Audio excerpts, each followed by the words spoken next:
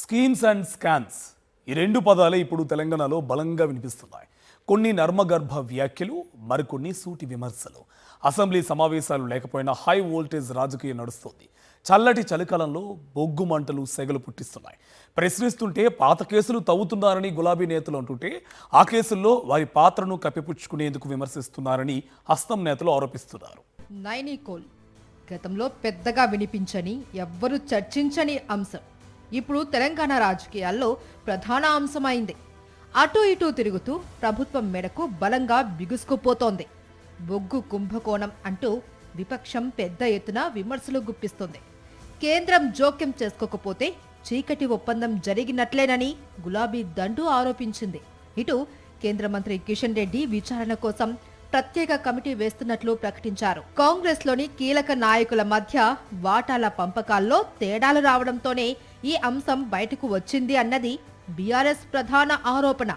BRS ఆరోపణల్లో నిజం లేదు అని, మాకు స్కీమ్స్ తప్ప స్కామ్స్ తెలియవని హస్తం నేతలు చెబుతున్నారు. టీ కాంగ్రెస్ లోని బడా నేతలే ప్రెస్ మీట్ పెట్టి కొన్ని నర్మగర్భ వ్యాఖ్యలు చేసి ఆ అసలు విషయాలపై, ఆ విషయాల వెనుకున్న వ్యక్తులపై దాదాపు క్లారిటీ ఇచ్చేశారు.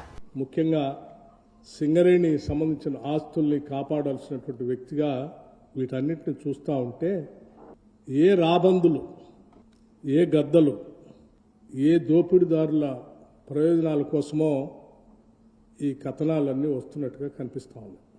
చిన్నప్పుడు నేను ఎక్కడో వినేవాడిని, ఏ నినాదం వెనక ఎవరి ప్రయోజనాలు దాగి ఉన్నాయో అని. ఈ తొలి పలుకుల రాతల వెనక ఎవరి ప్రయోజనాలు దాగి ఉన్నాయో నాకు తెలియదు. కానీ ఒకటి కాదు, రెండు కాదు, ఓవైపు కేటీఆర్, మరోవైపు హరీష్ రావు వరుస ప్రెస్ మీట్లతో హోరెత్తిస్తున్నారు. ప్రభుత్వాన్ని నిలదీస్తున్నారు. ప్రతిపక్షం విమర్శలకు, వారు చేస్తున్న ఆరోపణలకు అధికార పక్షం నుంచి పెద్దగా సమాధానాలు రావడం లేదు. ప్రధాన అంశం నైనికోల్. కానీ ఫోన్ ట్యాపింగ్ అని, ఐఏఎస్లో అని, ఐపీఎస్లో అని దాని చుట్టూ చాలా అంశాలే చేరుతున్నాయి. ఫోన్ ట్యాపింగ్ అంశంలో పక్కాగా 10 గంటల పాటు ప్రశ్నించామని పోలీసు ఉన్నతాధికారులు చెబుతున్నారు. వాళ్లకే ఎదురు ప్రశ్నలు వేశామని హరీష్ రావు అంటున్నారు. ఫోన్ ట్యాపింగ్ అసలు మ్యాటర్ కాదు అని, ప్రభుత్వమే డైవర్షన్ పాలిటిక్స్ లో భాగంగా ప్రధాన అంశాన్ని పక్కదారి పట్టిస్తుందని కేటీఆర్, హరీష్ రావులు విమర్శిస్తున్నారు. నాడేమో తెలంగాణ సిరులగని సింగరేణి అయితే, నేడేమో సింగరేణి సృజన్ గని. ఇది రేవంత్ మాట, రేవంత్ పాలన. ఇది ఇలా ముఖ్యమంత్రి గారు మంత్రుల మధ్య జరిగిన ఈ కుంభకోణాన్ని మేము బయట పెట్టినాం. ఇది ఏమైపోయిందంటే, మొత్తం ఈ వాటాల పంచాయతీ కాంగ్రెస్ పార్టీకి ఉరితాడుగా మారింది. గండం గట్టెక్కేందుకే, ప్రజల దృష్టి మరల్చేందుకే బీజేపీతో కుమ్మక్కై రేవంత్ రెడ్డి ఈ సిట్ల డ్రామా ఆడుతూ ఉన్నాడు. ఇలా తెలంగాణలో ప్రస్తుతం రాజకీయం రసవత్తరంగా సాగుతోంది.